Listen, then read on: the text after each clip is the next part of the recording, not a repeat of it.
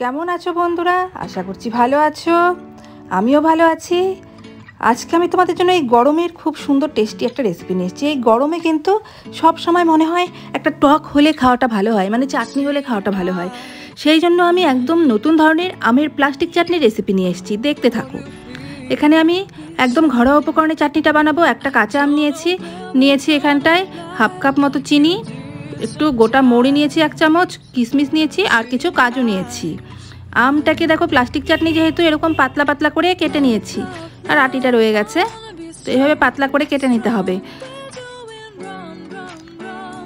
এবারে কড়াইতে আমি দিয়ে দেবো হাফ কাপ চিনি। তোমাদের যাদের যেরকম মিষ্টি পছন্দ বাড়িয়ে কমিয়ে নেবে তোমরা। তারপর এখানটায় আমি দিয়ে দিলাম 1 কাপ মতো জল। তো সামান্য একটুখানি চিনিটা নেড়ে দিয়েই এবার এখানে একে একে সব জিনিস দিয়ে দিলাম আম, সামান্য 1 চিমটি হলুদ দেবো। হলুদ কিন্তু বেশি দেওয়া যাবে না, তাহলে কিন্তু কালার বেশি ডিপ হয়ে যাবে। 1 চিমটি হলুদ দিলাম আর 1 চিমটি নুন দিলাম। তোমরা কিন্তু নুনের পরিমাণটা বুঝে দিও। 1 চিমটি মানে যেটা সেটাই দিলাম আমি। এখানটায় কাজু বাদাম দিয়ে দিলাম, কিশমিশটাও দিয়ে দেব।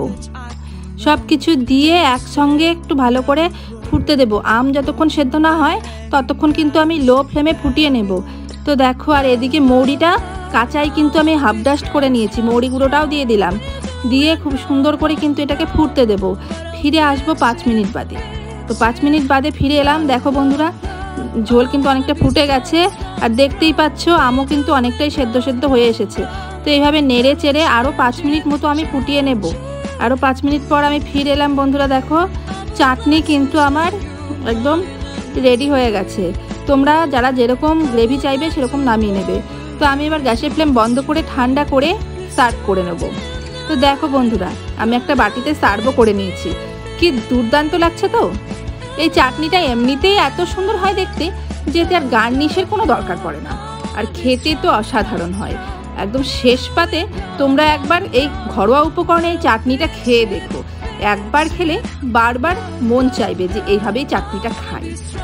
দুর্দান্ত হয় খেতে। তো আমার রিকোয়েস্ট রইল, সবাই তোমরা একবার এই আমের চাটনিটা আমার মতো করে বানিয়ে দেখো। আমি গ্যারান্টি দিয়ে বলতে পারি তোমাদের প্রত্যেকের ভালো লাগবে।